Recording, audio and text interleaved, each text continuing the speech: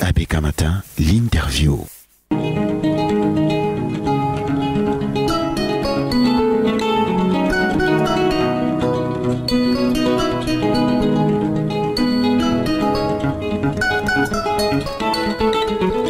Didier Yimkwa est multi-casquette, il est ici chez lui, comme depuis de nombreuses années, depuis la création d'ABK Radio. Il est du mouvement L'écologie en marche et il s'intéresse également à toutes les questions qui touchent à la marche du Cameroun justement. Il est l'invité de Sidonie Fikak.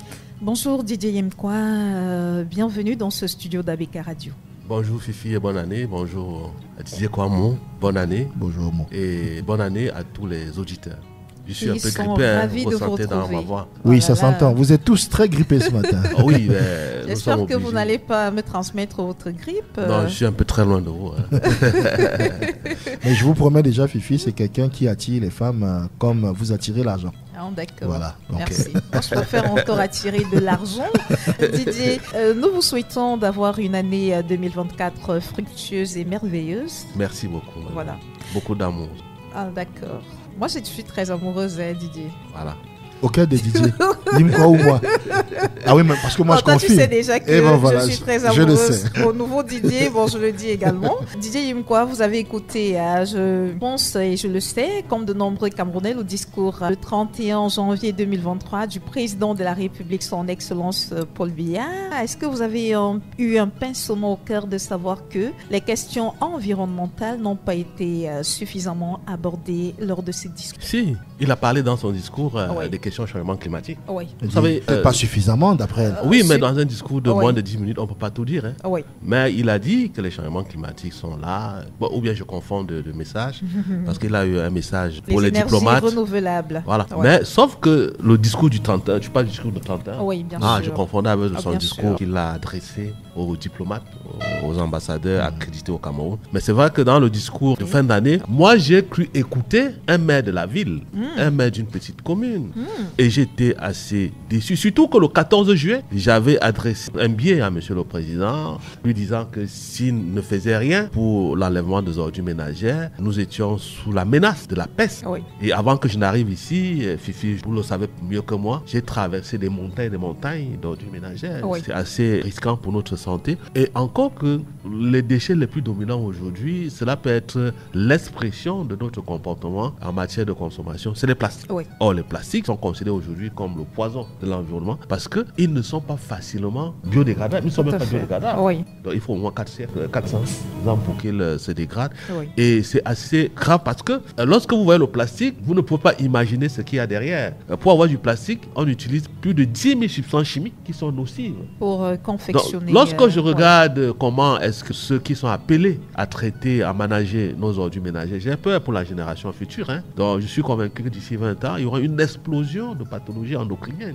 Bon, ça, c'est des enquêtes, des études qui ont été menées par des médecins, Mais- pas par moi. Je porte seulement le message en tant que militant écologiste. Oui, Didier Yimkwa, est-ce que vous êtes rapproché des autorités de la ville pour ce qui est du cas de la ville de Douala, qui est votre ville de résidence, pour leur faire des propositions en matière du traitement des ordures? Je le fais depuis plus de 10 ans aujourd'hui. Ça fait plus de 30 ans que je suis dans le militantisme Mais pourquoi vous n'êtes pas écologique. écouté? Ben, je Pourquoi sais est-ce pas. que- Les gens ont la priorité ailleurs. Vous comprenez, madame? Vous savez, hier même, pendant 2 jours, mercredi et jeudi, j'étais dans un atelier. Oui, On ne parlait que de la gestion des déchets. oui, Vous comprenez? Je crois que c'est un cabinet qui a été commis par une banque, une institution financière Oui. internationale, cette banque a choisi. C'est une institution financière qui a choisi la ville de Douala pour mener une expérience. Mais je dis, le problème des ordures ménagères est fort simple. oui, C'est une question de politique. Oui. Si nous restons dans ce que le président lui-même a parlé, il a parlé du plan triennal, import substitution. oui.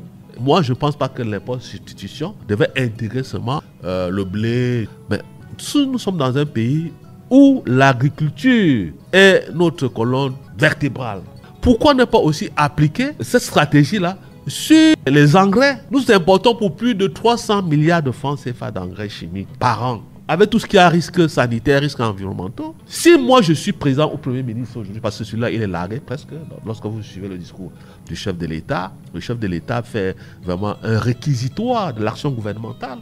L'article 5 de la Constitution est clair. Le président de la République ne doit pas venir parler des caniveaux. Quand le président de la République vient parler de l'enlèvement des ordures ménagères, de l'électricité, des coupures d'électricité, ça veut tout simplement dire que l'action gouvernementale n'a pas été efficace. Par conséquent, le Premier ministre doit démissionner. Ça a été mon cas, parce que c'est ce que je l'ai dit. Donc, pour dire quoi? Pour dire, si demain, le président décide, parce qu'il ne suffit pas faire des suggestions, des prescriptions, il faut passer à l'acte. Décide qu'on va diviser en deux le budget des dépenses dédiées aux ordures ménagères, on divise en deux. Une moitié, on dit, bon voilà, nous avons besoin des composts. Fifi, je t'assure que dès demain, tout Douala et Yaoundé seront débarrassés des ordures ménagères. En 2017, on nous a dit que... Donc c'est beaucoup le plus Cameroun, un problème de politique et de budget. C'est un problème de choix. Oui. Même le maire de la ville de Douala l'a reconnu dans une radio concurrente à vous, Oui. que le modèle c'est des actuel est confrères. dépassé. Oui. C'est-à-dire, le modèle actuel, c'est quoi? C'est collecte ou pré-collecte, enlèvement, transport, stockage. Oui. Lui-même, il a reconnu. Qu'est-ce qui devrait être fait? Ils sont en train de vouloir trouver un autre paradigme. Moi, j'utilise leur mot. Mais je dis ceci, les ordures ménagères qui sont considérées aujourd'hui comme une nouvelle ressource, Oui. et puis ce n'est pas faux, Oui. si dès demain, le président de la République décide, ou bien dans les institutions au Premier ministre, ou bien à Madame le ministre du domaine, de la ville, pardon, Madame Oui. Contais, Oui. dit que bon voilà, vous avez à peu près 30 milliards de francs dédiés à l'assainissement urbain, à l'enlèvement des ordures ménagères. Mettez 15 milliards de francs pour la fabrication du compost. Oui. Je vous dis, Fifi, dès demain, Douala, Yaoundé seront vidés des ordures ménagères. Ça peut se faire. Il ne faut pas seulement chercher à copier chez les autres. On peut copier chez nous. Il y a des solutions immenses. Il y a des solutions multiples. Ça, c'est une solution moins chère. Oui. Et je dis, cela va résoudre plusieurs problèmes à la fois. Déjà, en matière de la qualité de l'aliment, de ce que nous consommons. Oui. Parce que nous ne maîtrisons pas notre souveraineté alimentaire oui. aujourd'hui. Vous avez une dame, vous allez au marché, le plantain que vous achetez, vous n'êtes pas sûr qu'il n'est pas homologué. Tout à fait. Avec le compost, on le distribue aux jeunes qui veulent se lancer dans l'agriculture biologique. Oui. Et nous avons la chance là de manger ce qui est sain. Parce que aujourd'hui, il y a des jeunes qui sont lancés dans l'agriculture biologique. Mais un cajot de tomates bio, Fifi, il faut être un élu pour l'acheter. Tout Ça à coûte fait. cher. Bien sûr. Vous comprenez? Bon, maintenant on décide que bon, voilà, nous allons lancer les jeunes dans l'agriculture biologique. Nous allons leur offrir les engrais engrais verts. biologiques Nous allons également. diminuer l'importation des engrais chimiques. Oui. On fait la règle du 80-20. Oui.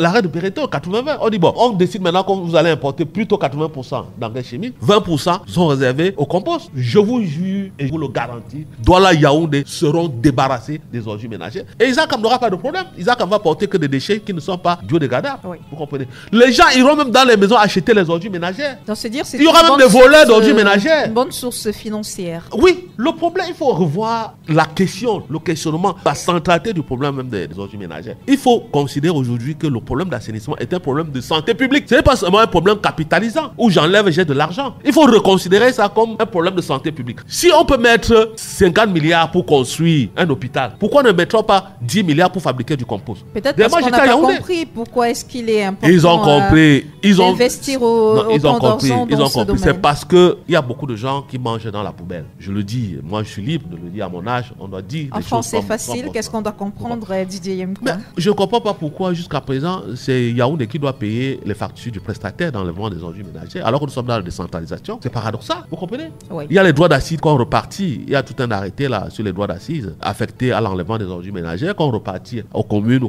d'arrondissement, aux communautés urbaines. Mais ce n'est pas assez suffisant pour Donc, rendre de les villes nombreuses propres. personnes ont tout intérêt à ce que Bien, les bien choses sûr, parce soient que comme derrière elles sont cela, oui, actuellement. il y a des rétrocommissions. Ma partie, comme disait le feu professeur Mono Ndiara, c'est ça qui plombe aujourd'hui, C'est vrai que malheureusement, ça la interroge question quand d'assainissement même, humain. sur les ordures. On se demandait bien comment est-ce que les personnes peuvent avoir des Ah ben oui, rétrocommissions madame, en ce c'est qui quand même, c'est concerne beaucoup d'argent. l'enlèvement Lorsque vous avez d'ordures. 30 milliards par an pour Oui. l'enlèvement des ordures ménagères, Oui. vous ne trouvez pas que c'est beaucoup d'argent en matière de rétrocommission? C'est beaucoup d'argent. Voilà, et ce sera notre proposition, le mouvement Écologie en marche. Oui. Ce sera notre proposition, même si nous n'irons pas, nous ne sommes pas un parti politique, même si on ne va pas à l'élection présidentielle de 2025. Mais c'est ce que nous allons dire, que tout le budget qui est affecté à l'assainissement urbain, que ce budget soit divisé en deux, et qu'une moitié, on l'utilise pour la fabrication du compost. Oui. En 2017, on nous a dit que le Cameroun produit 6 millions de tonnes d'ordures ménagères, Oui. 600 000 tonnes de plastique. Oui. Donc le restant, c'est à peu près, disons, 5 millions de tonnes d'ordures ménagères. Ça veut dire qu'à partir de 5 millions de tonnes d'ordures ménagères, on peut fabriquer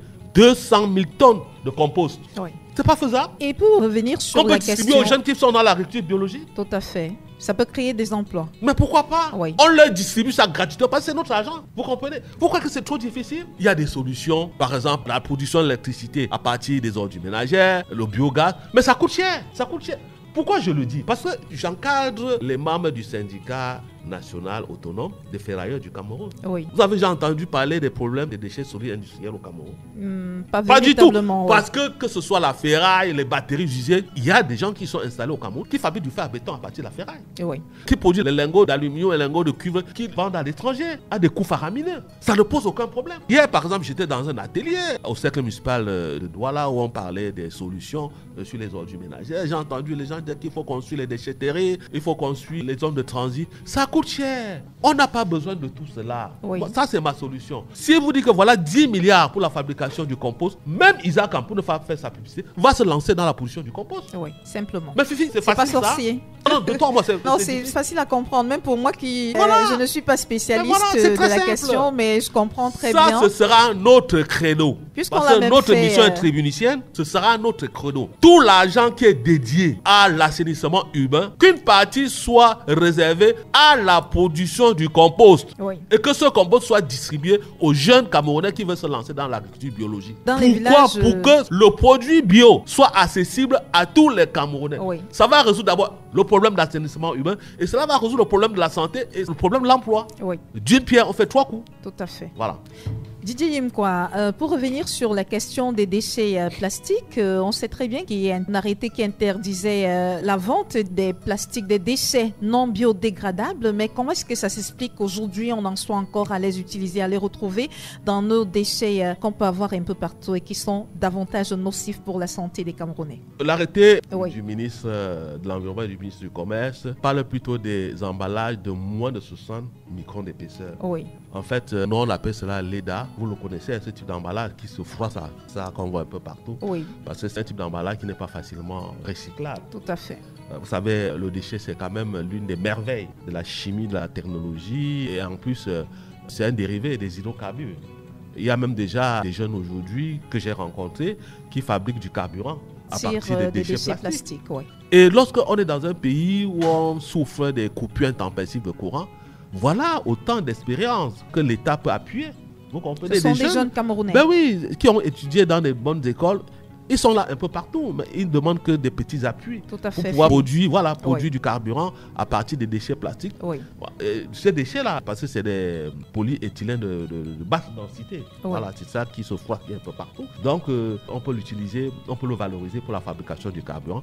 Et ensuite, c'est tout simplement parce qu'il y a un peu de, comment je vais appeler ça en bon français, il y a un peu de la fantaisie dans les inspections environnementales. Je ne veux accuser personne parce que dans la loi 96/12 du 5 août 1987 portant loi cadre sur la gestion de l'environnement, à l'article, je crois, 42, c'est clair que celui qui produit le déchet a l'obligation de le traiter jusqu'à son état d'innocuité. Oui. C'est-à-dire à son état qui ne peut avoir un impact négatif sur l'environnement de l'homme, sur l'environnement tout court. Oui. Vous comprenez? Le plastique aussi est devenu un support, un substrat de communication. oui. Donc, lorsque vous trouvez un emballage plastique, que ce soit dans la rue ou bien dans le caniveau, vous pouvez déjà imaginer l'origine. Tout à fait, oui. L'origine Oui, de ce- oui. de Certains ces portent déchets. des logos Ah de bah, de ces certaines logos, voilà. entreprises. Donc, vous enseignes avez, de- comme vous avez par exemple le lait en poudre. Oui. On connaît, on sait d'où ça vient. Oui. Vous avez le savon. Tout à fait. Le savon en poudre, vous savez d'où ça vient. Tout à fait. Donc, si ceux qui ont la charge de contrôler la gestion des déchets plastiques pouvaient appliquer, ne serait-ce que cet article, que les géniteurs de ces déchets-là seraient frappés Tout à de fait. sanctions. Oui. On ne trouverait pas ça dans les caniveaux, on ne trouverait pas ça un peu partout parce que lorsqu'il pleut, c'est ces déchets-là qui bouchent les voies d'eau et on a des inondations. Oui. Donc, il faut juste appliquer la loi. Et c'est pour dire que lorsqu'on sera loin de l'esprit écologique au Cameroun, on aura moins de problèmes. Et qu'est-ce qu'il faut justement pour qu'on soit loin de cet esprit écologique C'est la mentalité. On a une mentalité qui est bloquée. qui la change? Mais c'est la bataille. Nous sommes dans le champ de la bataille.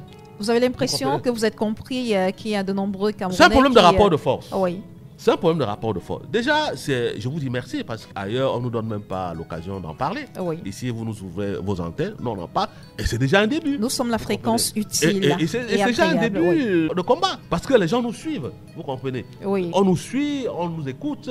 Et puis, si ce que nous disons est pertinent, on le prendra en compte Tout à dans fait. les politiques publiques d'aménagement du territoire. Oui. Quel que soit, je te mets au défi. quel que soit ce qu'on peut faire aujourd'hui en matière d'ordures ménagères, encore que nous ne maîtrisons pas les données démographiques. Depuis 2005, on ne sait pas combien nous sommes. On ne sait pas. Oui. Personne aujourd'hui est capable de vous dire avec exactement exactitude, que les Camerounais sont 30 peut-être millions. 30 millions, oui. Sont 30 millions. On avance et le dans les chiffre 30 de 30 millions quand même. Voici le pourcentage de la jeunesse, Oui. voici le taux Des de femmes, morbidité, voici le taux de natalité. Oui. J'ai entendu des gens dont la science ne pose aucun problème dire que si la ville continue de gonfler, c'est à cause de l'exode rural. Tout à fait. Mais c'est pas vrai. Oui. C'est pas vrai. Les gens oublient un autre facteur, l'étalement de l'environnement urbain. Les villages d'hier sont aujourd'hui des villes. C'est pas seulement à Douala, à Yaoundé, même à Bafoussam. Moi, j'étais à Bafoussam, je suis allé à Balin. Aujourd'hui, quand vous allez à Bafoussam, vous allez à Balin. Mais si vous n'êtes pas un natif de Bafoussam, il sera très très difficile pour vous de faire la différence entre Balin et Bafoussam. Tout à fait. C'est déjà la ville. Oui. Donc, il y a aussi le fait que les problèmes d'hygiène, il y a une amélioration. Et puis les gens accouchent beaucoup. Vous comprenez? Donc, c'est tout simplement parce que on n'a pas fait ce recensement général de la population que l'on est resté à croire que si les villes gonflent, c'est seulement le fait de l'exode rural. Non. C'est parce qu'il y a un certain nombre de choses, un certain nombre de variantes. Et puis il n'y a pas eu d'anticipation aussi. Lorsque vous n'avez pas la maîtrise, lorsque vous n'avez pas la maîtrise des dynamiques démographiques, vous êtes dans l'à peu près. Vous êtes dans le coutumérisme, comme disait le professeur Francis. Donc c'est dire qu'il est très important de maîtriser sa démographie. Il faut avoir la maîtrise de sa population, qui est même une bombe sociale. Oui. Il faut commencer par là. Et c'est à partir de là que vous commencez à établir ou à penser aux politiques publiques de développement. Oui. Le chef de l'État, pour revenir au discours du chef de l'État, a évoqué des avancées considérables enregistrées dans le secteur de l'électricité avec l'installation de près de 44 000 panneaux solaires couvrant 40% des besoins d'électricité dans les 3 régions septentrionales. Est-ce qu'on doit se féliciter de cette réalisation? Oui, ce n'est pas du menu fretin. Oui. Surtout que c'est un type d'énergie que nous soutenons. Oui. Parce que depuis, je crois, 2015, c'était à la veille, en décembre 2015, à la veille de la COP21, le président de la République avait pris un certain nombre d'engagements pour notre transition écologique, dans laquelle la transition énergétique occupe une place de choix. Sauf que les discours du président de la République ne sont plus très très écoutés, même par ses collaborateurs, et ça se comprend parce que c'est très grave ce que vous êtes en train de dire. Oui, je le dis. Oui. Parce que de 2015 en 2023, qu'est-ce qui a changé? Si on a installé les panneaux solaires à l'extrême nord, de 2015 en 2023, avec les engagements que le chef de l'État a pris à la COP21, qu'est-ce qui a changé? Tout simplement parce que les gens sont dans les batailles de succession. Les discours du chef de l'État ne sont plus une priorité. Non, il faut dire la vérité. Vous comprenez? Parce que quand le président Biya, en 2015, il dit, bon voilà, le Cameroun décide donc de réduire ses émissions de gaz de serre de 32% à partir du palier de 2010 jusqu'à 2035. On a ramené à 2030 pour être cohérent avec la S30. Oui. Et aujourd'hui, il ne faut même plus parler de ça, parce que je ne suis pas sûr qu'on aura l'émergence en 2030. 35. Ah, c'est 30 oui, désormais. Nous sommes en 2030. Oui. Bon, quand il le dit, il est conscient que plus vous réduisez vos émissions de gaz à effet de serre, qui sont à l'origine des phénomènes de changement climatique, plus vous avez la chance de capter les fonds au niveau des institutions internationales financières. Tout à fait. Mais qu'est-ce qui a été fait? Et là, il y a un certain nombre d'activités qu'on doit revoir pour la réduction de nos émissions de gaz à effet de serre, même si elles sont marginales. Il y a par exemple l'agriculture, il y a le transport, il y a la déforestation, il y a même les ordures ménagères. Comment cela s'appliquerait au niveau des transports? Comment ça s'applique? C'est très simple. Je prends par exemple le cas de la mobilité urbaine à Douala. Il y a un projet qui, je crois, c'est 281 milliards d'euros qu'ils appellent bus rapport transit, quelque chose comme ça, le bus rapide transit, quelque chose comme ça, qui sera installé sur 2 lignes. C'est-à-dire à partir de l'ancienne direction des douanes, en passant par Peu Rouge, je crois Carrefour Agip, Ndokoti jusqu'à PK14. Et une autre ligne prend Ndokoti, Marché Madagascar, J'ai raté ma vie, Nelson Mandela jusqu'à Yassa. Ça, c'est des zones de influence, en matière de déplacement, de déplacement. Oui. Ça, c'est les transports de masse. Oui. C'est des transports qui réduisent les émissions de gaz à effet de serre. Oui. Vous comprenez?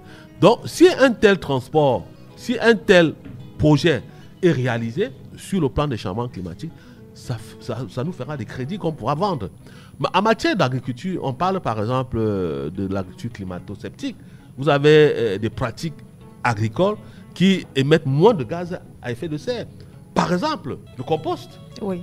La commune de Champ, à travers l'agence municipale de gestion et de valorisation des déchets Amjet, vous ne pouvez pas savoir ce que ces communes reçoivent chaque année en termes de réduction des émissions de gaz à effet de serre parce qu'elles fabriquent du compost. C'est à Tchang, hein? C'est ton exemple à suivre. C'est à Tchang. Oui. Et chaque fois, on nous bassine les oreilles avec l'exemple de Kigali. Mais on oublie que Kigali est venu tricher à Tchang ici. Donc, je dis, comme je l'ai dit tantôt, si dès demain, le président de la République décide que le budget qui est affecté à l'assainissement des villes, la moitié doit être affecté à la fabrication du compost. Oui. Cela rentre dans le couloir de la réduction des gaz à effet de serre parce que les ordures ménagères émettent le méthane. Le méthane qui est 20 fois plus radiatif que le carbone. Maintenant, il y a un autre sujet, le ciment. Oui, Il fait très chaud dans la ville de Douala. tout à fait. C'est des phénomènes conjoints, naturels et anthropiques. Naturel parce que nous sommes au bord de la mer. Et tout ce qui est au bord de la mer, vous voyez aux Antilles, ça chauffe. Tout à fait. Mais sauf que Dieu n'est pas fou. Le père de la nature, le géomètre de la nature, n'a pas été fou de créer la mangrove. Or, les mangroves sont là pour réguler le microclimat. Mais ici, on a tout détruit. Elles sont détruites malheureusement. Le port autonome a d'abord achevé tout ce que les autres ont fait à Youpoué.